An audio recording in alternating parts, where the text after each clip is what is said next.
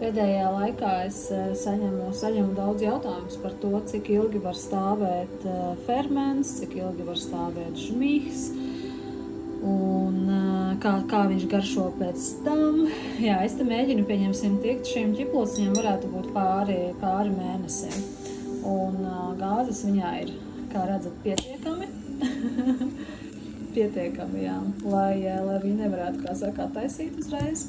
Garšo izcili, ja, kā es jau cilvēkiem saku, ja sākums ir labs, ja tiek lietots pareizs ūdens, pareizs starts, nevis šāds, tāds starts, bet šīs, jo es esmu dzirdējusi ļoti daudz stāstus, ka cilvēki sāk eksperimentēt, likt klāt kaut kādas vēl labās baktērijas, vēl kaut kādas citas baktērijas.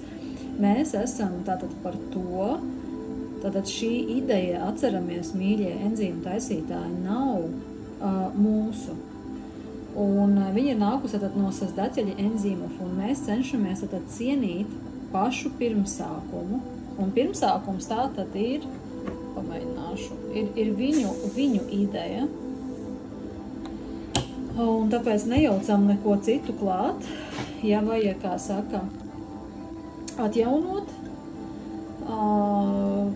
baktērijas, tad var, kā saka, uzvanīt mums vai palūgt kādam, kas no Krievijas var atvest ar vilcienu, bet neizdomājam jaunas formulas un pēc tam nebrīnamies, kad ne fermenti, ne žmihi, ne fermentētie dārzeņi negaršo tā, kā viņiem ir jāgaršo.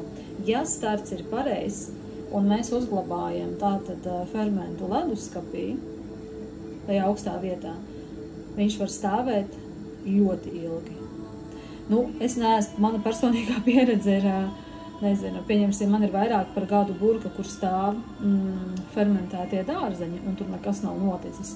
Tā kā mēs fermentus izdarām ļoti ātri, praktiski mans laikam vecākais ferments, nezinu, ilgāk man liekas, pa 3 mēnešiem nav nostāvējis, pēc, ka visi tiek vai nu izdzerti, vai, kā saka, ciemiņi izdzer.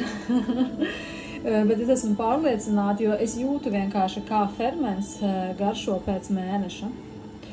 Jau, kad viņš pastāv, piemēram, šis arī tās man ir, kā saka, svētku reizes, tad, kad es attaisu kādu pudelīti, kurai ir mēnesis, es vienkārši viņu izbaudu.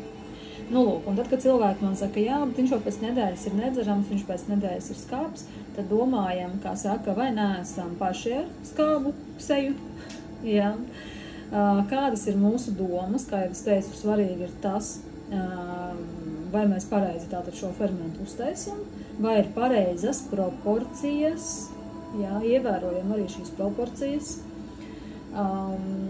Jā, un garastāvoklis, mūsu garastāvoklis, mūsu oma un mani, kā saka, nu jau advancētākie cilvēki, kuriem arī ir tvertnes jau ilgstošāku laiku, viņi zina, ja mājās ir vai dzīvē pagaidām ir kaut kāds posms, kad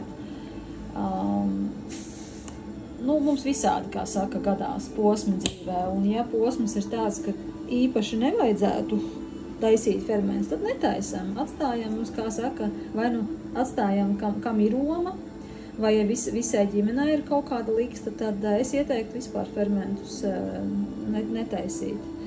Tādēļ, ka viņi uztver šo informāciju un fermenti, jā, viņi kļūst skābi daļa enerģijas. Gribat ticat, gribat neticat, bet šī gada laikā es esmu par to pārliecinājusies jau vairākas reizes. Nu, lūk, tā kā tā, mīļie draugi. Vēl, protams, ir jāņem vērā, kādus mēs produktus liekam. Arī cilvēkiem, kuri tikko iegādājušies tvērtni, viņi mēģina eksperimentēt un likt klāt, kā saka, visādas lietas, un tad brīnās, ka ar pirmo metienu nesanāk.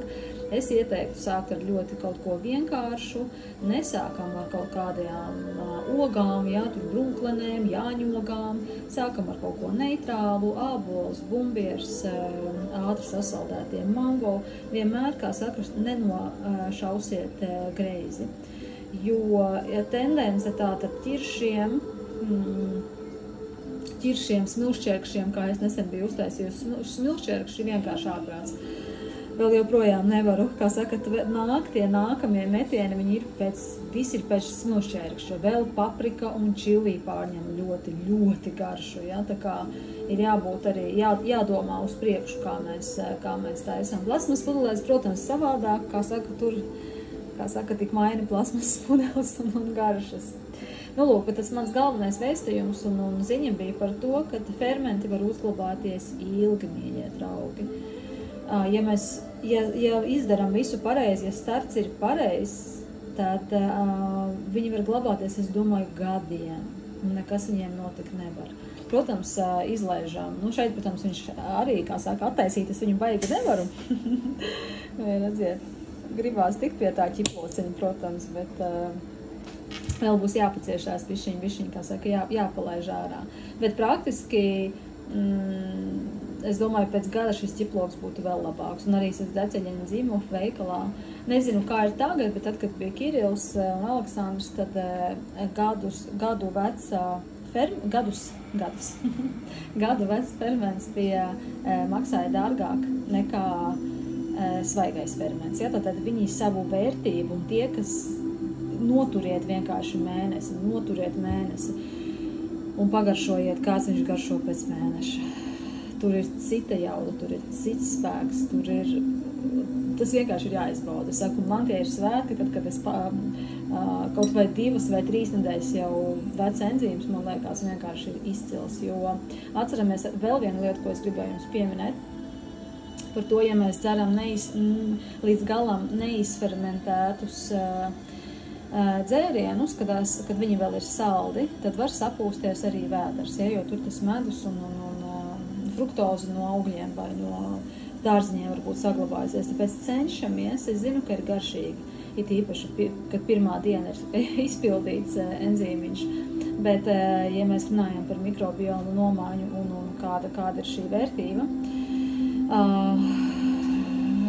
ieguvums organismam, jā, tad dzeram tikai izfermentētus dzērienus.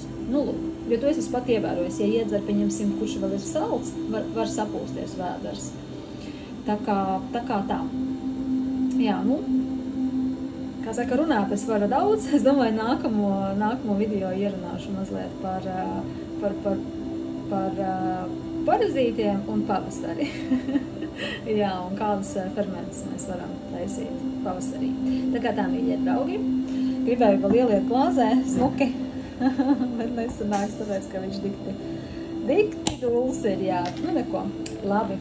Lai jums foršs vakars, forši dzerās enzīmi un līdz nākamajam video.